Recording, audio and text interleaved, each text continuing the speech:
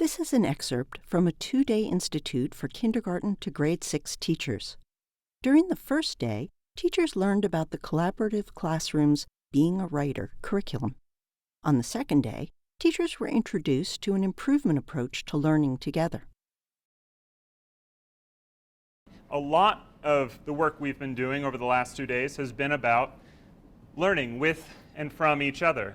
But what we're going to talk about in the rest of the day, and I'm going to try and set up in this session, is what that learning together looks like beyond yesterday and today. It's interesting because a core part of the collaborative classroom curriculum is getting students to learn with one another, engaging one another. A core part of education is being able to learn with other people, and yet we often end up learning on our own. And you may remember this slide that we used at the beginning yesterday that said that our goal was to learn together how to develop students as writers. And it's easy to put the emphasis on the second part of that statement, but the first part, to learn together, is really important. And it's sort of unique, I think, sometimes to have 2 intensive days like this, to be sitting with colleagues, working and thinking through things together. But it's really important from an improvement standpoint that we find space and ways to continue to learn together beyond this day or 2. And that's one of the things that distinguishes an improvement approach from a lot of different ways people try and get better. When I try and get better at something, oftentimes my first impulse is to try harder. Or my impulse is to, if I'm trying to get somebody else to do something, to create incentives. Or maybe it's to hold people accountable. And what distinguishes the approach that we're talking about today is instead, we're going to focus on learning with other people and building knowledge and capacity together. The story I'm going to tell is a very personal one. It's from an experience I've had working as part of a different network of educators who were trying to improve outcomes for their students. But it took a little bit different approach. It's different than the work you're doing in 2 important respects. It's an example that takes place primarily in community colleges, although we happen to be in a community college at the moment. And it's an example that is focused on developmental math, and specifically intermediate algebra. And when this group came together, one of the very first questions they asked was why? Why is it that 500,000 students a year never leave that developmental math pathway? And as you might expect, the answer is not straightforward. It's a complex set of factors. And some of those factors are things that either can't really be changed. For example, this was not a project that was focused on K-12 experiences. And it would be easy at this point to say, well, this is too big and challenging. There's too many things that get in the way. This is one of my favorite improvement quotes. And I think it's really instrumental to thinking about what it takes to shift in an improvement direction. Every system is perfectly designed to get the results it gets. System in this context doesn't mean doesn't refer to what typically is. When we talk about systems in education, we often mean policy, we often mean administration. That's not what's intended here. This is about everything that affects the experience of a student in a school or a community college. This is a really comprehensive notion of system. And the idea here is that while there are certain parts of systems, like all those categories that I shared earlier, that are hard to or impossible to change, maybe not even desirable to change, the things that are fixed, there's also a whole set of things that are under the control of the people who are responsible, in this case, the community colleges and the faculty. Specifically, they knew that students get hung up on a bunch of things. They get hung up on placement problems. Meaning some students get overplaced or underplaced in their math course.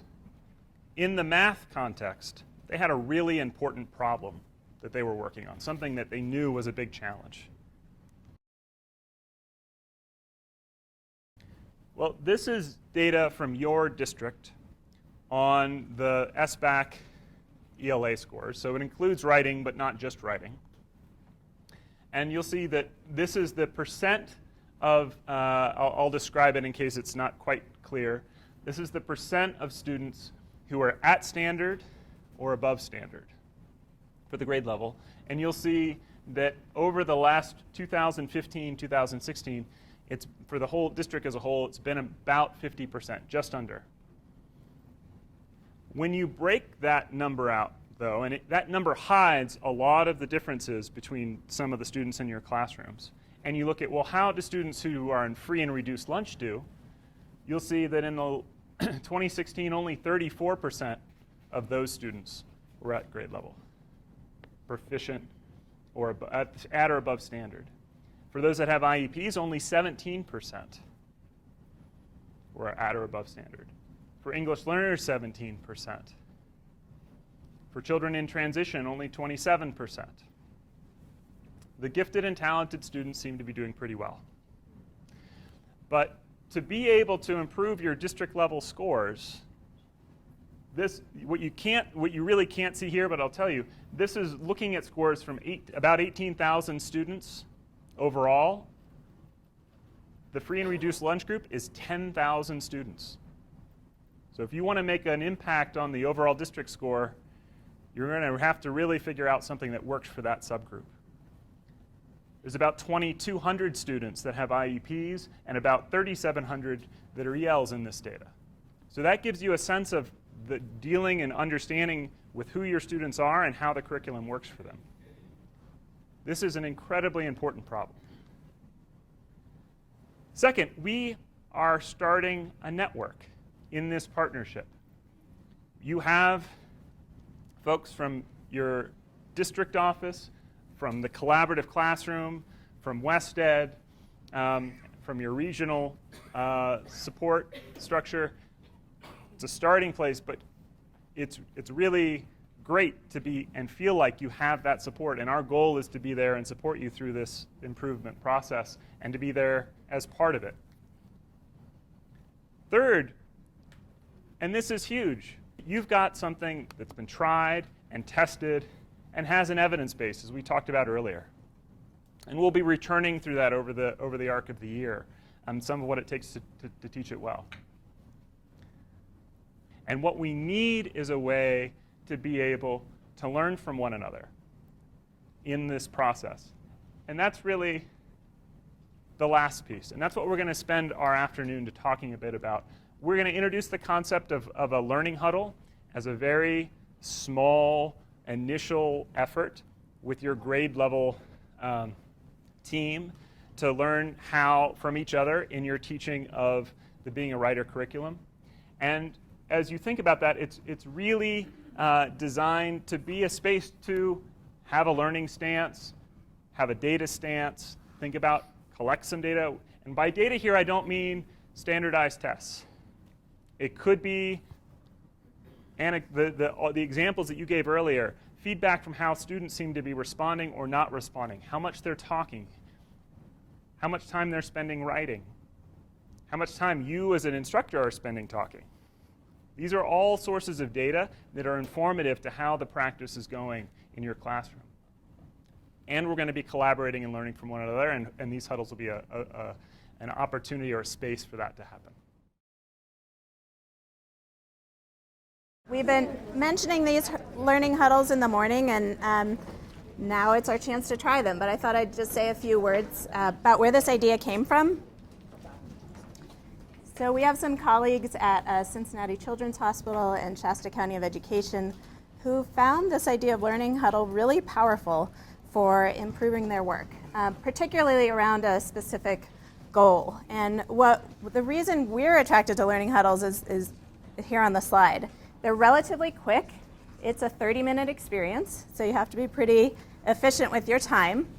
It's focused on a goal. That was one of the norms I heard at the tables this morning was groups are really effective when they have a goal or an intention, and it's not just, what do you want to do today? They're reflective, so we've been doing a lot of reflecting over the past 2 days in our journals, and John talked about different kinds of evidence that you might bring to a learning huddle. So it could be quantitative. For today, it's going to be your personal experience in teaching. And as we move into the fall, it will be your experience around teaching being a writer. And I'm just going to talk through the steps. So pay attention, because when we're done talking through the steps and answering any questions, then you're going to try it out. And you'll notice at the top, again, we have our North Star. We want to learn together to develop students as independent writers. And this is a way to learn together. And in particular, we're focusing on collaboration today, that second purple goal. So as I said, you're going to have 30 minutes. Step 1, you will volunteer to play a role in your huddle. And you'll notice there are only 4, so you might have some participants, but you will have 4 people that will raise their hand and say, yes, I will be the facilitator. And what that means is you walk the group through the agenda and basically kind of keep them on task, potentially ask some probing questions. It's really that straightforward. The timekeeper, whoever volunteers to be a timekeeper, make sure you have something, a device that will allow you to do that. In general, you want to try to get the group all the way through in 30 minutes. And then there are 2 places where the timekeeper is really important. Step 4 is some timekeeping involved, and step 5, and I'll get to that. Third, the note taker is actually going to have 2 jobs. Darrell helped us with a second one here, so you're going to have to write it in. The first is to collect any questions for our experts to post in the question and answer parking lot after the huddle is over. So it can be on a sticky. And secondly, and I think this is a really good addition, so just write it in because we thought of it last night. You want to capture the group's intentions for what they want to try next. Just make a note for each person so that when you reconvene in your huddle, you have that memory jog, like, oh yeah, that's what I was going to work on, and how did it go? Observe how the team is working together, whether they're adhering to the norms, and in general, is the process going well? And they're going to reflect at the end. So step 2, we have our institute norms here pre-populated, but this is really where, and I love that you put this here so visible, this is where your team norms come into play. And it's just taking a quick minute to look at the norms and pick one to focus on personally today. You don't have to say it, it's just a minute to kind of check in, remember our group norms, so that throughout the course of the protocol you kind of have that mindset. All right, step 3. You're going to describe your feeling about your learning over the past 2 days in 1 word, which is a bit challenging, but it gives everyone a voice right away. Hear from everyone. Step 4, you'll take 1 minute to think and write about successes and challenges. And for today, the focus is going to be, what have been some successes in using partner work? And for today, it can be in any part of your day. It can be during discussions, during writing time, it can be during math, if that's like what pops into your mind first off, during pair conferring. So you'll have a moment to think, you don't have to think right now. The timekeeper is going to help keep you to that 1 minute. And then you're going to do a round robin sharing of those successes and challenges. Each person gets 2 minutes. And then step 6 is really sort of the heart of the huddle. It's an open discussion.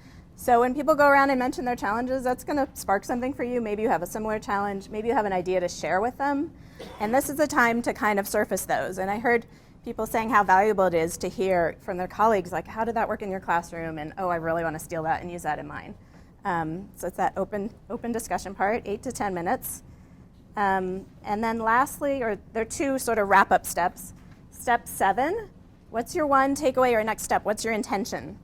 And that's where the note taker is going to write down the group's intentions. And finally, a really quick debrief. How did the huddle go? And one way to do that is to think of 1 cool feedback item, 1 area for improvement, and 1 warm. If you have other ways you like to debrief, feel free to try those out, because we're kind of in experimental learning mode here. And that's where the process observer gets a minute at the end to say, yeah, we adhered to this norm pretty well. We might want to work on this norm a little more next time.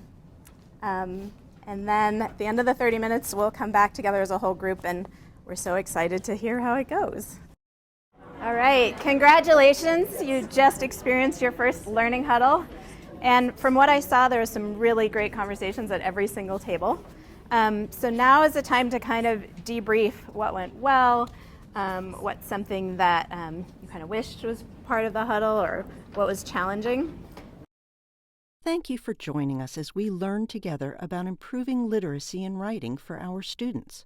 While our efforts are supported from the Regional Professional Development Program, the Regional Educational Laboratory West, Washoe County School District, and the Center for the Collaborative Classroom, most of the work comes from learning from each other in learning huddles.